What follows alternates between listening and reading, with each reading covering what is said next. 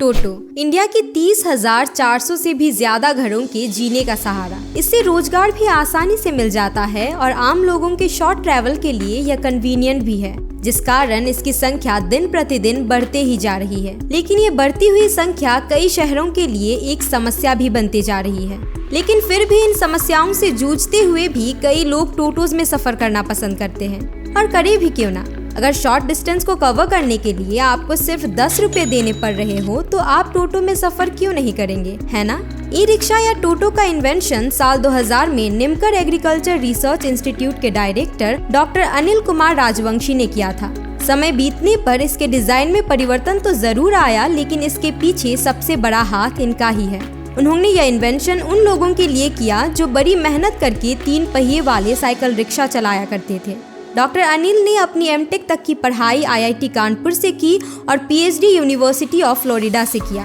वहां उन्हें टीचिंग की अपॉर्चुनिटी भी मिली थी, लेकिन वे भारत को बदलने की इच्छा लेकर देश वापस लौट आए। उन्होंने द बेटर इंडिया से बातचीत करते हुए कहा, 1981 में मैं इंडिया वापस लौटा क्योंकि मुझे लगा कि मैंने काफी चीजें सीख ली है और अब मैं भारत वापस जाकर अपने देश को बदलना चाहता हूँ।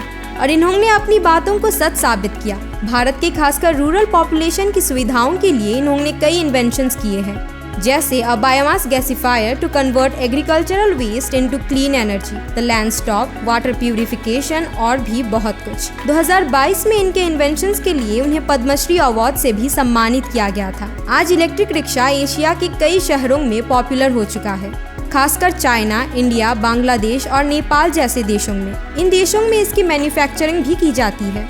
भारत में 2011 के आसपास ई रिक्शा की पॉपुलैरिटी बढ़ने लगी। दूसरे ऑटो रिक्शा की तुलना में यह ई रिक्शा या टोटो फ्यूल कॉस्ट भी सेव करता है, साथ ही इको फ्रेंडली भी है। वक्त के साथ साथ इसके कई एडवांटेजेस सामने आने लगे और इसकी संख्या भी बढ़ने लगी। यही नहीं, हम अक्सर बात करते हैं वुमेन एम्पावरमेंट की, और कई महिलाओं के लिए भी आज यह ई रिक्शा एक रोजगार का माध्यम बन चुका है। डेटा के मुताबिक 2015 में 1038 टोटो ड्राइवर्स में से 42 ड्राइवर्स महिलाएं थी। 2022 की एक रिपोर्ट के अनुसार गुजरात के एकता नगर रेलवे स्टेशन के पास 60 वुमेन ई रिक्शा ड्राइवर है। और अक्सर देखा जाता है कि नॉर्थ बंगाल के शहर सिलीगुड़ी में भी कई महिलाएं टोटो चलाकर अपना घर संभालती है।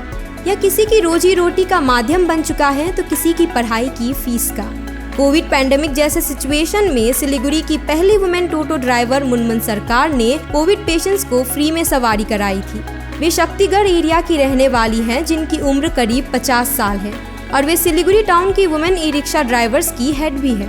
मीडिया से बातचीत करते वक्त उन्होंने कहा कि वुमेन्स को एम्पावर करने के उद्देश्य से वे रिक्शा चलाती है ताकि दूसरे महिलाओं के लिए एक एग्जाम्पल बन सके। 2018 में द टेलीग्राफ की एक रिपोर्ट के मुताबिक सिलीगुड़ी में करीब 3000 टोटोज हैं, जिनमें 90 टोटोज को महिलाओं द्वारा चलाया जाता है।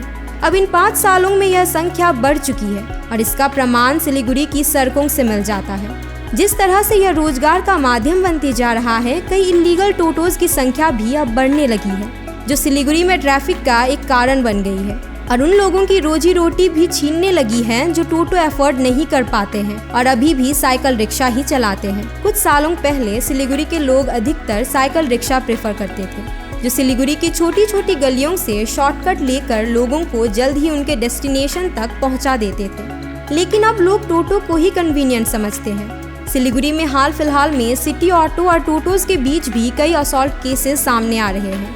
यहाँ तक कि सिटी ऑटो द्वारा 1 और 2 नवंबर 2023 को प्रोटेस्ट भी किया गया था, जिसमें उनकी डिमांड थी कि टोटो को बैन कर दिया जाए। टोटो एक लाइट वेट वाला व्हीकल है जिसके पलट जाने का खतरा दूसरी गाड़ियों से ज्यादा होता है।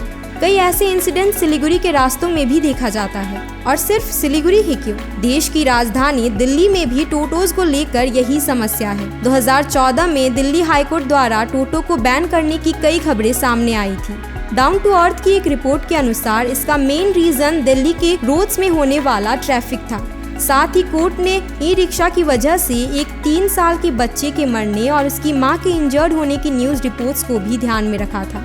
मार्च 2015 में इंडियन पार्लियामेंट ने motor vehicle amendment bill pass किया। इस बिल के पास होने के बाद बैटरी रिक्शा या टोटो को लीगलाइज किया गया। जुलाई 2015 से रजिस्ट्रेशन नंबर प्लेट के साथ टोटो कई शहरों में चलने शुरू हुए। धीरे धीरे इलीगल टोटो की संख्या भी बढ़ने लगी, जो विदाउट रजिस्टर्ड नंबर प्लेट के टोटो होते हैं। साल 2018 में सिलीगुड़ी एडमिनिस्ट्रेशन ने टोटो चलाने के लिए लाइसेंस जरूरी कर दिया और कई नेशनल और स्टेट हाईवे में टोटो को रेस्ट्रिक्ट भी किया। यह डिसीजन टोटो की बढ़ती संख्या से होने वाले ट्रैफिक को कंट्रोल करने के लिए किया गया था। जुलाई 2021 में कोर्ट द्वारा रजिस्टर्ड और अनरजिस्टर्ड सभी टोटोज को सिलीगुड़ी में बैन कर दिया गया था। लेकिन इतने सारे प्रयासों के बाद भी आज भी कई अनरजिस्टर्ड टोटो शहर में चलाए जाते हैं, जो एक अनसॉल्व्ड प्रॉब्लम बनकर रह गई है। अप्रैल 2023 के ई व्हीकल इन्फो की एक रिपोर्ट की माने तो देश भर में 2 मिलियन रजिस्टर्ड इलेक्ट्रिक रिक्शा है और यह संख्या और भी बढ़ सकती है क्योंकि कई टोटो अभी तक अनरजिस्टर्ड है और यह अनुमान भी लगाया गया है कि 2024 तक 9,25,000 ई रिक्शा सेल किए जाएंगे। एक तरफ टोटो आम इंसान को सुविधा और रोजगार दे रहा है तो दूसरी तरफ कई अन्य चालकों की कमाई छीन भी रहा है। यह इको फ्रेंडली तो है, लेकिन धीरे धीरे अब यह रोड ट्रैफिक का मुख्य कारण भी बनता जा रहा है। टोटो लोगों के शॉर्ट ट्रैवल के लिए कन्वीनियंट तो जरूर है, लेकिन इलीगल टोटो समस्या भी बढ़ा रहा है। सिलीगुड़ी के कंटेंट क्रिएटर वायदा ब्रांड ने टोटो शुड बी बैंड और नॉट इस पर सिलीगुड़ी के लोगों से उनका ओपिनियन लिया था, जिसमें अधिकतर लोगों ने कहा कि इसे बैन कर देना चाहिए। एक स्थानीय के अनुसार सिर्फ इलीगल टोटो यानी बिना नंबर प्लेट वाले टोटो को बैन कर देना चाहिए और किसी ने कहा कि किसी का गुजारा उसी से होता है तो उसमें वे कोई ओपिनियन नहीं दे सकते। 15 साल से साइकिल रिक्शा चला रहे एक चालक के अनुसार टोटो की वजह से ही उनकी कमाई कम होने लगी है। टोटो बैन किया जाना चाहिए या नहीं, इसका जवाब हमारे पास तो नहीं है। इस पर चर्चा करके कोई सही और ठोस कदम लेने की पहली जिम्मेदारी एडमिनिस्ट्रेशन की है। लेकिन इस बारे में आपकी क्या राय है? क्या टोटो को कम्प्लीटली बैन कर देना चाहिए या नहीं? नीचे कमेंट बॉक्स में जरूर बताएं।